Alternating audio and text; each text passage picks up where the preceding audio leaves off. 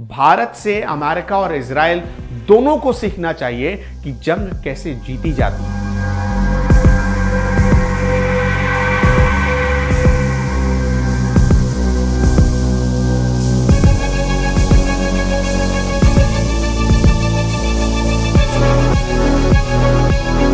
जंग का 20वां दिन चल रहा है, लेकिन इन तीनों देशों में से कोई खामोश बैठने वाला नहीं है।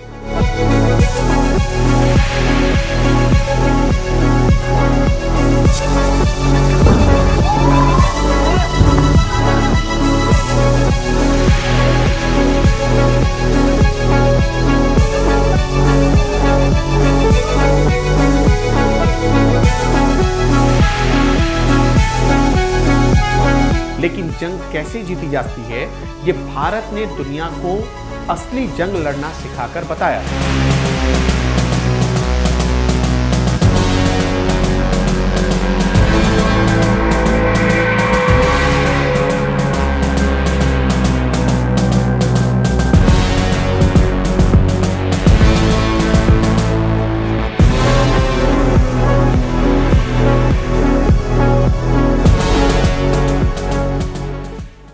अमेरिका, इजराइल और ईरान की जंग के बीच अब तक अरबों रुपए का नुकसान हो चुका है। अमेरिका, इजराइल को एक तरफ भारी नुकसान का सामना करना पड़ रहा है, तो ईरान को भी कोई कम क्षति नहीं पहुंची है। जंग का 20वां दिन चल रहा है, लेकिन इन तीनों देशों में से कोई खामोश बैठने वाला नहीं है।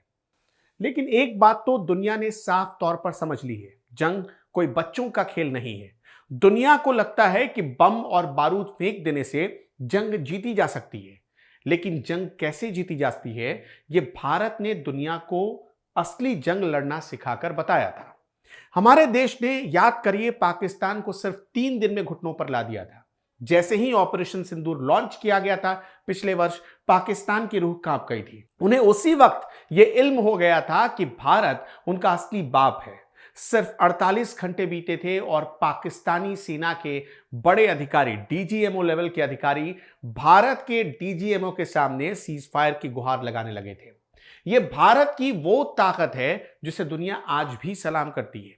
इसी भारत ने इतिहास में सिर्फ 13 दिन के अंदर पाकिस्तान के 2 टुकड़े कर दिए थे और एक इतिहास लिखा था। हमने दुनिया के नक्शे को बदल दिया था और बांग्लादेश का गठन करवा दिया था। अब जरा नजर डालिए खुद को सुपर पावर कहने वाले अमेरिका पर। इजराइल और अमेरिका की जोड़ी दुनिया में अपना खौफ दिखाती फिरती है, लेकिन आज 20 दिन से ज्यादा बीत चुके हैं और ये दोनों मिलकर भी ईरान को घुटने टेकने पर मजबूर नहीं कर पाए। इसलिए सवाल उठ रहा है, क्या सचमुच अमेरिका सुपर पावर है? अमेरिका ने इस युद्ध में कूदकर अपना भारी नुकसान करवा लिया है। आज हालत यह है कि अमेरिका 39 ट्रिलियन डॉलर के कर्ज के बोझ तले दब चुका है। यह कर्ज इतना बड़ा है कि अमेरिका की आने वाली कई पीढ़ियां चुकाते चुकाते थक जाएंगी। अमेरिका का कर्ज रिकॉर्ड लेवल को पार कर चुका है और अब से कुछ ही घंटे पहले यह रिपोर्ट भी आई है। वहां की सरकार टैक्स बढ़ाने और रक्षा खर्च को लेकर परेशान है। ट्रंप प्रशासन ने जो वादे किए थे वो सब हवा होते दिख रहे हैं।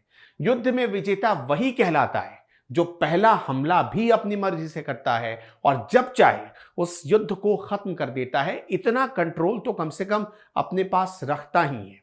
भारत ने हमेशा यही तरकीब अपनाई है। भारत से अमेरिका और इजराइल दोनों को सीखना चाहिए कि जंग कैसे जीती जाती है। अब जरा रूस और यूक्रेन की हालत भी देख लीजिए। कई साल हो गए, लेकिन यह युद्ध भी खत्म होने का नाम नहीं ले रहा है। दोनों देश यानी रूस और यूक्रेन भारी नुकसान में है। अमेरिका वहां भी अपनी नाक घुसाए बैठा है और अपना पैसा पानी की तरह बहा रहा है। अमेरिका की पुरानी आदत है कि वो युद्ध शुरू तो कर देता है, लेकिन उसे खत्म करना उसके बस की बात नहीं होती है।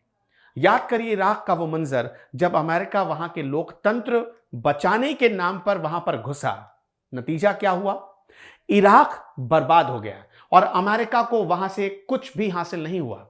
इसके बाद अफगानिस्तान का हाल देख लीजिए। 20 साल तक अमेरिका वहां अपनी फौज को लेकर बैठा रहा, अरबों खरबों डॉलर बर्बाद कर दिए और अंत में क्या हुआ? उसे रातों रात वहां से भागना पड़ा। तालिबान फिर से सत्ता में वापस आ गया। अमेरिका की इतनी बड़ी सेना और इतनी बड़ी ताकत एक छोटे से संगठन के सामने फेल हो गई। यह सब देखकर समझ में आता है कि अमेरिका सिर्फ कागजों पर सुपर पावर लगता है।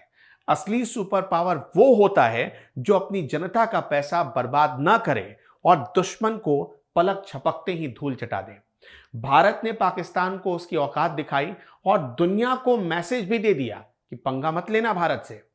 अमेरिका और इजराइल आज ईरान के सामने संघर्ष कर रहे हैं क्योंकि उनकी रणनीति में खोट है।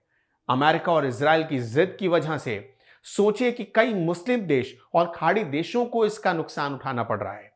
ईरान के पास वो जज्बा है जो अमेरिका के पैसों से खरीदा ही नहीं जा सकता। आज अमेरिका के ऊपर जो 39 ट्रिलियन डॉलर का कर्ज है वो उनकी गलत नीतियों का ही परिणाम है। वो दुनिया भर में युद्धों में अपना पैसा और हथियार सप्लाई करते हैं। उन्हें लगता है कि इससे उनकी ताकत बढ़ जाएगी, लेकिन असल में वो खुद को अंदर से खोखला कर रहे होते हैं। अमेरिका कितना बड़ा सुपर पावर है, ये साल 2020 में कोविड की पहली लहर के दौरान ही दुनिया ने देख लिया था। तब भी भारत ने डट कर कोविड जैसे मुश्किल हालात का सामना किया था। भारत ने हमेशा अपनी रक्षा प्रणाली को मजबूत किया है। भले हम कम बजट लेकर चलते हों, लेकिन भारत का फोकस हमेशा इस बात पर होता है कि किसी को छेड़ेंगे नहीं और अगर कोई छेड़ता है तो उसे छोड़ेंगे नहीं। भारत हमेशा इसी कोशिश में रहता है कि अगर कोई युद्ध में उसे जाना पड़े तो युद्ध लंबा ना खींचे। भारत जब चाहे उस युद्ध को कंट्रोल कर सकता है। भारत की सेना ने दिखाया है कि कम समय में और कम संसाधनों में भी बड़ी जीत हासिल की जा सकती है, इतिहास लिखा जा सकता है। अमेरिका और इजराइल को अपना ईगो छोड़कर भारत की तरफ देखना चाहिए। उन्हें समझना चाहिए कि जंग सिर्फ हथियारों से नहीं बल्कि सही टाइमिंग और सही इरादे से जीती जा सकती है। रूस और यूक्रेन की जंग को करीब करीब 5 साल होने को है। इन 5 सालों में भी दुनिया ये सीख नहीं पाई कि आज के दौर में युद्ध तो छेड़ना आसान है, लेकिन उसको अंजाम तक पहुंचाना बहुत मुश्किल। आज की दुनिया में वही देश ताकतवर है जिसकी अर्थव्यवस्था मजबूत है। अमेरिका जिस रास्ते पर चल रहा है वो उसे तबाही की तरफ ले जाएगा। 39 ट्रिलियन डॉलर का कर्ज कोई छोटी रकम नहीं है। यह अमेरिका की साख पर एक बहुत बड़ा धब्बा है। इस युद्ध की वजह से पूरी दुनिया की सप्लाई चेन बिगड़ रही है और महंगाई बढ़ती जा रही है। पूरे यूरोप में जितने पेट्रोलियम पदार्थ थे उनकी कीमत 30% तक बढ़ गई है। कुछ देशों में 70% तक कीमतें बढ़ गई है। लेकिन अमेरिका को सिर्फ अपनी दादागिरी दिखानी है। उन्हें इस बात से कोई फर्क नहीं पड़ता कि उनकी जनता कर्ज में डूब रही है। भारत की कूटनीति और सैन्य शक्ति आज दुनिया के लिए एक मिसाल बन चुकी है। हमने साबित किया है कि हम जब चाहें दुश्मन को उसके घर में घुसकर मार सकते हैं और जब चाहे युद्ध को खत्म भी कर सकते हैं। दुनिया को हमने शांति का पाठ पढ़ाया है। अमेरिका को अब अपनी रणनीति बदलनी होगी, वरना वो दिन दूर नहीं जब यह सुपर पावर सिर्फ इतिहास के पन्नों में दर्ज होकर रह जाएगा।